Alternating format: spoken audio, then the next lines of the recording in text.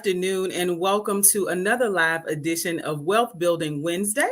Wealth Building Wednesday is brought to you by TRHT Selma.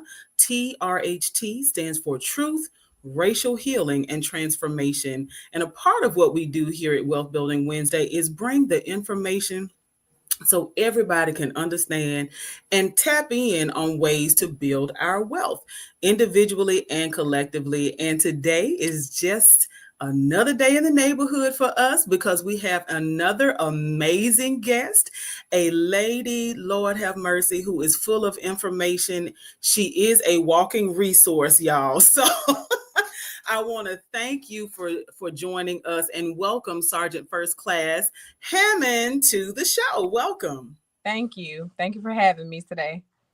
Absolutely. So our first encounter actually was during a series of events, like community-based events. You came to this year's Day of Action, and you are a recruiter after my own heart. Listen, because you believe in putting the information and sharing the truth about what military service means. And so this is going to be truly informative. So even if you, the viewers, are not necessarily interested in serving, want to invite you to share this with a young person, right, who may not be sure exactly what they want to do as far as their career is concerned.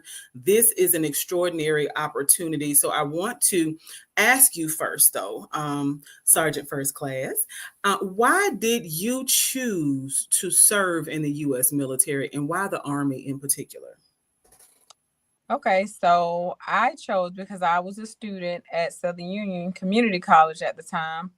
Actually, in fact, I had just graduated from Southern Union Community College, and I was a student at Troy University down in Montgomery I was studying psychology. So I chose to join because I really didn't know what I wanted to do, but I was accruing debt. So I said, look, let me see what benefits the Army can offer me. And in fact, I really didn't even go to the Army first. I actually went to an Air Force office first. But I ended up going with the Army because I was in charge of my career path. We are the only branch that allows you to choose your career path. Where is it from your training, what job you want to do, when you want to leave? We let you decide all that. We do not do any of that for you. Wow. Now, I did share with you before we went live that you are truly going to be giving me some information today, right? So a lot of times when I'm interviewing people, I've either read their book or we've had conversations, like numerous conversations, or I know something about the material. But to be honest, like everything I've learned has really come from seeing you set up at these at resource fairs and these community events where you are committed to making sure that people are making a righteous decision. So to know that as a college graduate, you said, hey, you know what? Let me look into this and figure out how I can come get out of debt. Oh Lord, because student loans, they are a real thing that strap a lot of us who aren't born into families where college education has not necessarily not been had or not been expected, but the funding for that, right? We don't necessarily have families that have, and Black folks in particular, let's just be real, right? Don't necessarily have the conversations about money and the cost of college and start looking up, what are the scholarship opportunities, and we're going to sell this house to pay for your college, right? We don't have multiple homes to dispose of in order to make sure that our children are not graduated from college without debt. So to think like that, girl, oh God, I should have been in your position. Yes, because my sister, she attended Tuskegee University, and we all know how expensive Tuskegee University is. So I didn't want my mom to have to worry about paying for me to attend school and my sister as well going to a private institution. So I made that decision. So let's see what I can do for myself. So I chose to join the military. You know what? And clearly your service is not just to the United States Army, but your service is to people. Because again, to just even think about, right? Like, well, my mom is already, working on this college tuition. I don't want to have to contribute to any further debt that the family may be incurring. Let me figure out a way to help with that. So now, What are some of the most common misunderstandings related to being a member of the armed forces? Yeah, especially as you're out recruiting new members, like what are some of the misnomers or like stuff that the street committee talks about? Yes. So a common question I get asked by the students a lot is, do we have to get pepper sprayed or do we have to get tased? Oh, wow. No, we do not. If Okay. you're in that career field, like I tell them, if you're in the military police field, of course, that is something that you may possibly have to go through in order to get that Mm, particular weapon or item. No, that is not something that every member of the armed forces have to go through. It is strictly military occupational specialty based. okay. Yeah. So that's really the common question we get asked by all of the high schoolers. So, military occupation and professional base, like what does that actually mean? So the military occupational specialty, we call it MOS. That is the Okay. job. That is the Okay. job that in which you will be doing if you join the military. You all have to be MOS trained. Ah, okay. Okay. And so now you said that the army wasn't necessarily your first choice, but the freedom that it afforded you to choose your own career path is what attracted you to that. Now, I believe in having a plan A, B, C, and D, honey. And so the armed forces was actually a part of my plans. I can't really put assign a letter to it, but it wasn't A, right? But I definitely had like thought about this path that I wanted to do Air Force. I want to learn how to fly planes, and then when I retire from that, I'll become a commercial pilot because they pay military retirees a whole lot more to fly commercial, and to be that black face in the front of a plane, right? And a black woman at that. So little girls who get on the plane can say, "Oh my God." I Yes. think through everything like that. I'm a Virgo. I don't know what it is. So I can have the whole plan laid out. But I'm glad to hear you say that the freedom Mhm. that the Army afforded you, because when I think about examples of people who are a part of the Army or military in general, but particularly the Army, I think about some success stories, and we'll talk about that as we continue to converse. But like, what are some of those benefits? Because I know a lot of folks, may not really know um, the ins and outs, but there are some more well-known benefits that come with military service. So what are some of the more well-known benefits to being a member of the Army? So some of the well-known benefits we have to offer is, of course, the education benefit, and a Mhm. lot of people know about the VA home loan benefit. Mhm. Of course, the healthcare benefits, free healthcare for active duty at a discounted rate if you want to do part-time, which is Army Reserve. So we have a ton of benefits. Even if you want to choose to do part-time Army Reserve and you want to do school full-time, we have scholarships that'll pay for 80% of your tuition. And serving in the state of Alabama, there are other scholarships that you can apply for that will cover 100% of your tuition. Wow. So those are some of the well-known ones, but some of the ones that you may not know about. We have the Mhm. SMP, which is a simultaneous membership program scholarship, and we Mhm. also have a Minuteman scholarship. These are all based on if education is in the forefront of that individual's goal setting. So what we do is we ask questions. We try to figure out what it is each individual wants to do so that we can make sure we put the benefits that will serve them best in front of them so that they can see everything that the Army has to offer them. Okay. And you all seem to have a huge menu, right? Yes, so much. I'm telling you, I've been on active duty for 10 years now, and Okay. I didn't know about half of the benefits that the Army has to offer until I got into recruiting. Wow.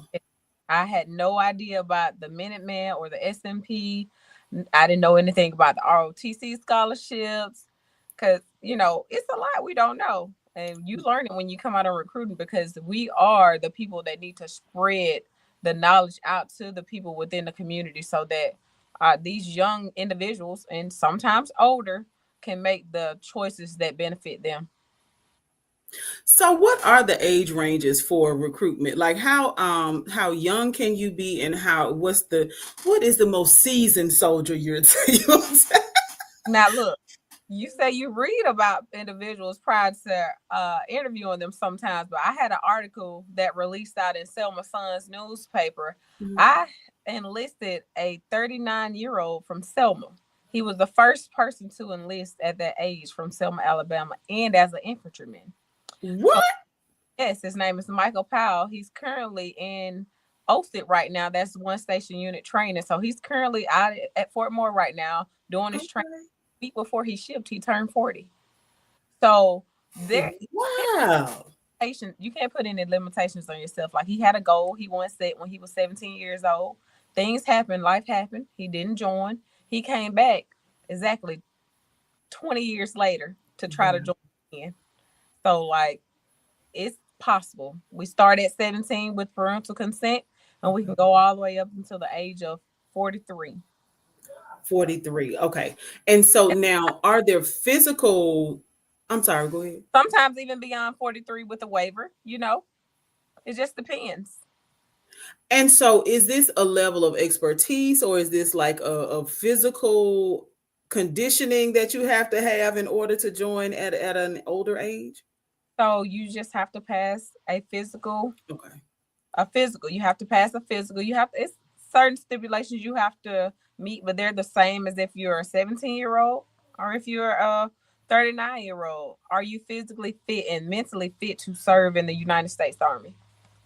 And so once people have served, right? Like, so let's say you enter at 17, mom and dad sign off, you have served, let's say 20 years. I don't want to stop working. What are some of the career fields that you've known of folks who have served to move into?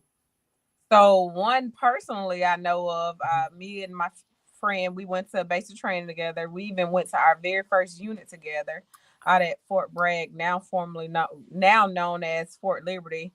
So Mhm. she got out of the Army and now she's a respiratory therapist. So she's making great For money as anything. a Okay. therapist, and it was the Army credentialing that got her into where she is now, so that she can utilize the benefits that the Army has set apart for her. Oh, So, wow. RE, my brother-in-law, he's an operating room specialist. That was some credentialing he received in the Army, and the Army Oh, Reserve at that. So right now he's at in Fayetteville, North Carolina, working at the VA as a operating room specialist. Um, what's another one? All of the human resources. Uh, really? a lot of human resources background fields. The Okay. sets you apart, so where you can succeed inside and outside of the Army. Wow. I really thought that you were going to say law enforcement. That's the commonly known one, but it's Okay. so many more other than that. So many more. Wow. Yeah. So now, how does the Army really change people's lives? Like, it feels like a very holistic opportunity. So, physically fit, mentally fit, like, how does the Army change people's lives? I mean, for me, it Mhm. changed just being able to introduce me to some things that I probably would have not seen had I stayed Mhm. in Notasulga, Alabama. So for me, it changed my mindset. It made me want to explore the world, want better for myself and my kids. Mhm. My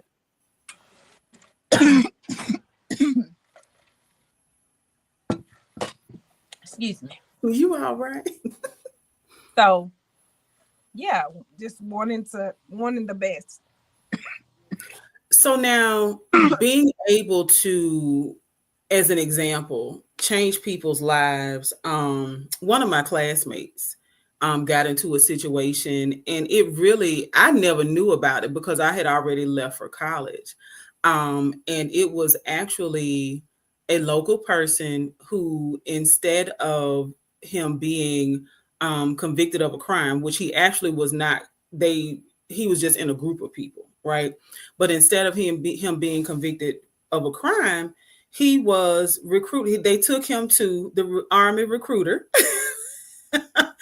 He enlisted, and he is now, like, he has a very high rank. I don't remember what it is, but to know that people can literally, um, the trajectory can just totally change, right? Because a lot of times when we think about our young folks, and particularly young Black men, right, who don't necessarily know what they want to do career wise, to know that the Army gives you such flexibility, and to know that at the age of 17, with parent consent, or at the age of 18, you can willfully walk into a recruitment center or reach out and change your life, like get your education for free, get access to health care continuously throughout your lifetime, get access to VA home loans, which are now equitably distributed, right?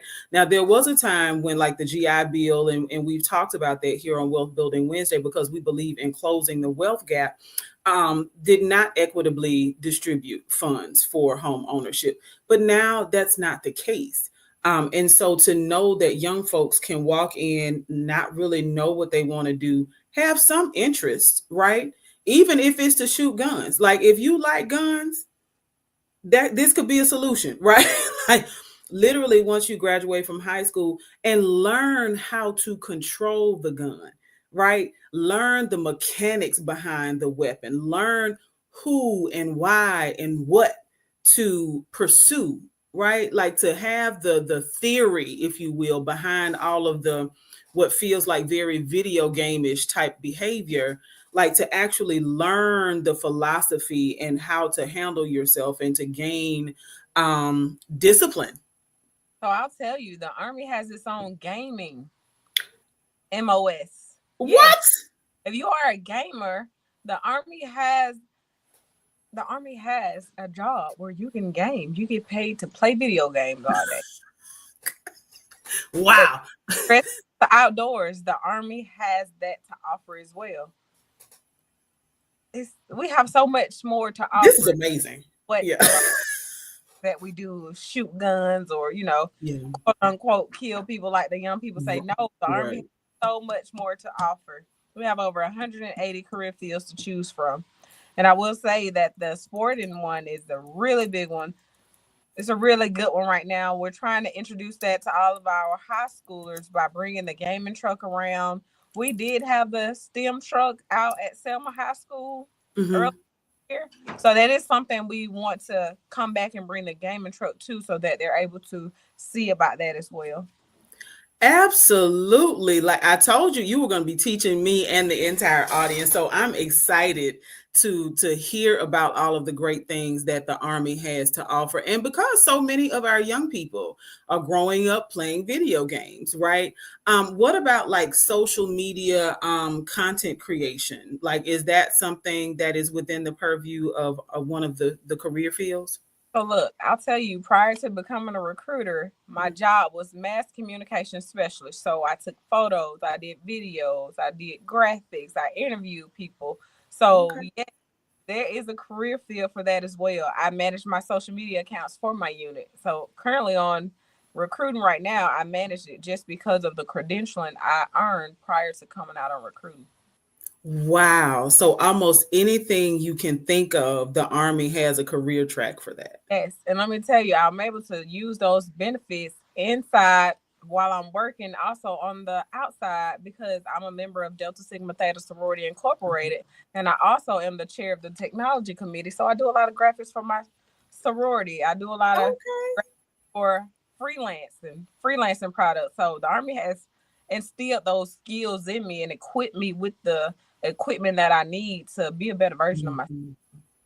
Ooh, I love that, to be a better version of yourself.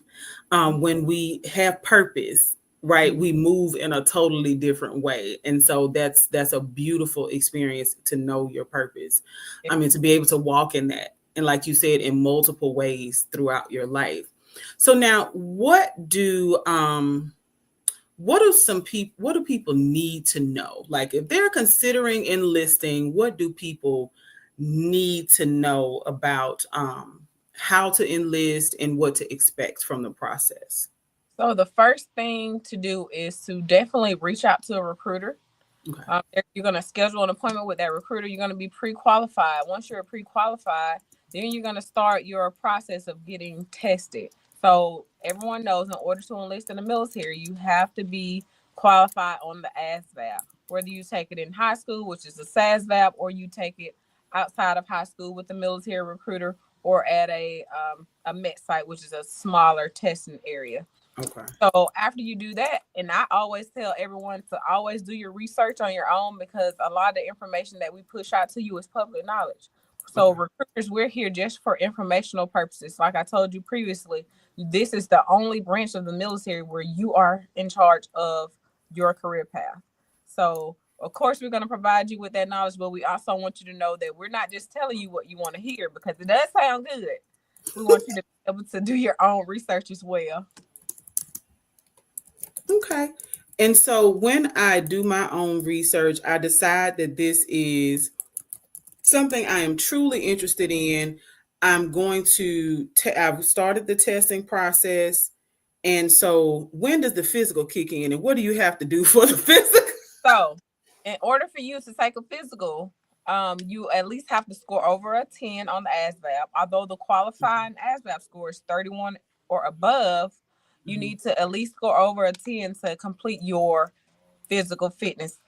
I'm sorry, not physical fitness, your physical screening at MEPS. So once you complete your Oh, physical screening, you'll sit down after you get the go from medical.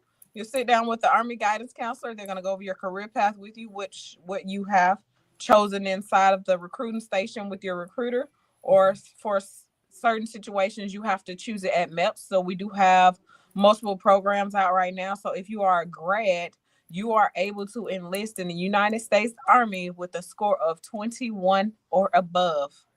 So if you have a 21 to 30, you're able to enlist in the Army under a special program, what we label it as 09 Mike. So that MOS, it's not really MOS, but that what your program you're enlisting under of, it's called the Future Soldier Preparatory Course, which is going to teach you what's on the ASVAB and how to pass the ASVAB, so that you can then get you an MOS so that you can go off in attend basic training in AIT. So we whoa. program, which a lot of people take advantage of, the Future Soldier Preparatory Course. Right now, it's out at Fort Jackson, or you can either be sent to Fort Moore, Georgia, to attend that training. However, if you do fully pass the ASVAB, you complete your physical, you're going to sit down with the Army guidance counselor, you're going to go over your contract, you're then going to get the goal, like, okay, you went over this contract with your recruiter, you understand everything about that contract, you're going to then fingerprint your contract, and then you're going to go swear in. You're going to swear into what's called the delayed entry program if you're active duty. So the delayed entry program is just saying, like, hey, while you wait to start basic training, you're going to report to your recruiting station, and you're going to attend what's called future soldier training on Thursdays, where we get you familiarized with some things that you're going to see in basic training. And then you're going to wait to ship off. And if you're Army Reserve, you're going to swear into what's called the delayed training program. So that means that from the day you swear in at MEPS, you are officially a member of the Army Reserve. So you can start drilling on the weekend, especially if you're a high school student. You want to start making some money. You're going to start drilling at your unit so that you can have some money. And then from then, you're going to go off to basic training, and then you're going to be serving. Going to go off to your job training, and you're going to be good to go. You're going to come back and you're going to serve within your community. Wow. So now if you once you get through the enlistment process, like how is the determination made of where soldiers report? So if I'm in Selma, I was recruited at the Selma office, I've made it, I scored well, I've gone through the physical. Where do like how do I know where I'm going, and can I choose where I'm going? Very good question. So yes, you can choose where you're going. If you're active duty, we have an option now that may be available to you based off the score on your ASVAB, so where you can choose your first assignment. Oh So wow. I had an applicant in Selma. He wanted to go out to Fort Bliss with his brother. He had an older brother serving at Fort Bliss. So he wanted to go out there with his brother. So now they're both serving together out at Fort Bliss. Oh wow. So if So you're serve, you're gonna come back. You're gonna wherever you pick your drilling unit at, because it's up to you. We selected based off what you want to do. Remember, this is your career path. You decide if you want to drill closer to Selma, if you want to drill in Livingston, if you want to drill in Montgomery, even if you want to drill in Georgia, or um what's another one? We had Texas. So we had someone go out to a school in Texas. So they picked a unit out in Texas. You can okay. want to go. Wow. Okay. So now I'm enlisted, I'm at basic training. What do parents and family members, other loved ones, need to know about while I'm in basic training and while I'm serving? What do you think that families need to know about this process? So, parents and families, what you need to know is to be supportive as possible. Your family member is away at something new, it's a culture shock to them. Some of them have not even traveled outside of their hometown. So, Mhm. be supportive for your service member. Be there for them, send them letters, write them. When they get a phone call on Sunday, they get their phone, and they reach out to you. Be supportive as possible, telling them to keep it up, keep up the great work, just encouraging them. Definitely. So I want to and I've been taking notes and dropping things in the chat so that people can take note, right? I wanted to make sure that I asked that question because when you think about the newness of an opportunity like this, right? And whether it is the armed forces or college or just simply venturing out to a new space, right?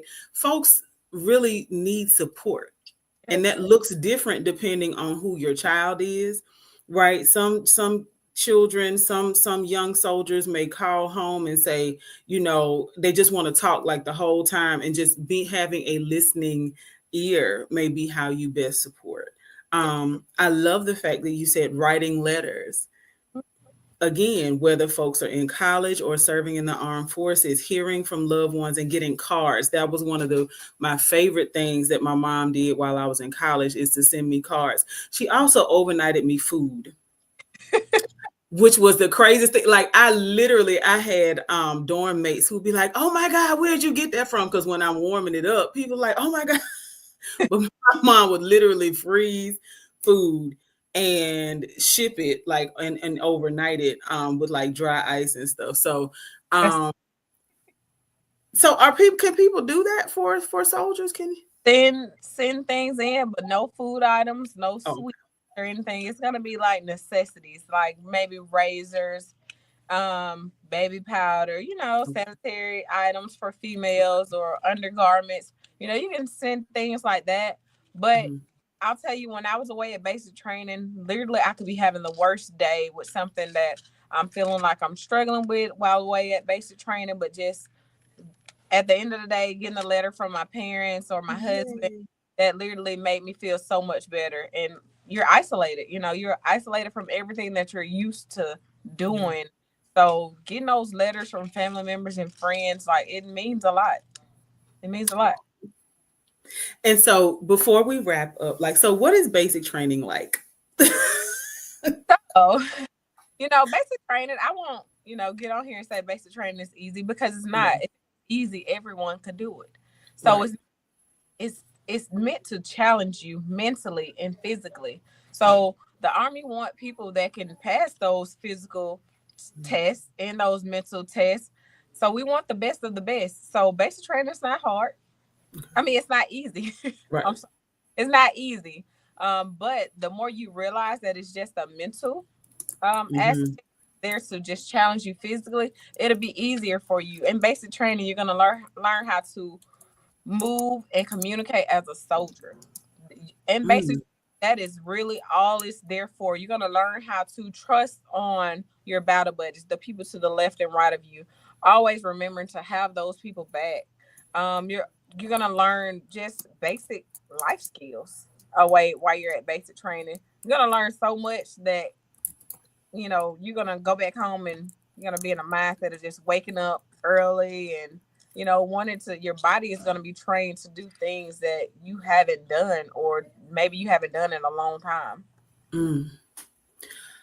So that just the way you just described basic training is so much of like what, because we hear this term rehabilitation, right? Which introduces the idea that people have had the habilitation part, which is, it feels like that's what you're describing, where having routine becomes a part of your life, where discipline and, like you said, life skills, learning to trust the people around you, how to assess what level to what level you can trust people and build those relationships. And that's a part, those are some skills, those are some experiences that so many people just simply don't have as they're growing up, right? Households look different now than they used to, and everybody, mama has on a cape, and has to take on a lot, or dad, right, has on a cape, or both mom and dad, because Right. honey, if you don't have two incomes in the household right now, it's a struggle, Mhm. right? So it is beautiful to have basic training described as a way for people to have access to experiences that they may not have seen as children, Right. which is a wonderful thing. That, I mean, because the exposure, right, being able to travel and go to places, um have new experiences, get to know people who don't necessarily look like us, right? These are all things that the Army brings to the table. So it's quite the experience, and to hear you describe basic training as such is a beautiful thing. So now, if someone is, go ahead, go ahead. Because in basic training, you're going to Mhm. meet people from all across the world. So just being able to learn other people's traditions and, Yeah, telling them something about your traditions, like it's just, you're learning how to be adaptable. yeah, yeah. And that's a good thing, right? That's a transferable skill that can go into any career field, is to how to be adaptable. So if I'm interested in enlisting, how do I learn more from you, or how do I get the process started? Yes, if you are interested in learning more about the Army or you even just have a question, you can reach me at 334-294-7485. Again, that number is 334-294-7485.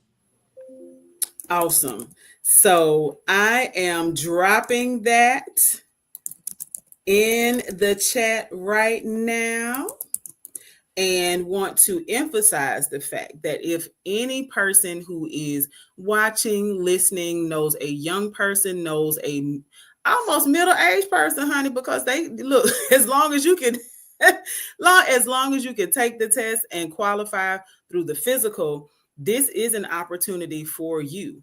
So you can call 334-294-7485 for more information. I want to thank you so much, Sergeant First Class Hammond, for taking out your time today to talk to us about all of the great things that the U.S. Army has to offer. It is such a phenomenal way for people who um, may not know Yeah. what they want to do, and to walk into an opportunity where basically all of these things can be paid for. Healthcare will be provided for, um, throughout your lifetime, right? Which is important. That is super, It's super important. important. Um, that you would have access to home ownership on a level that most Americans do not, right? If you serve a number of years, retirement is, benefits. All of those things matter. And so for you to take your time out today to share with us, I am truly grateful for you. Yes, ma'am. Thank you for having me. Absolutely. Want to encourage everyone who's been listening or watching, y'all. Make sure that you share this information with a loved one. This is an extraordinary opportunity for us to change our trajectory as a community.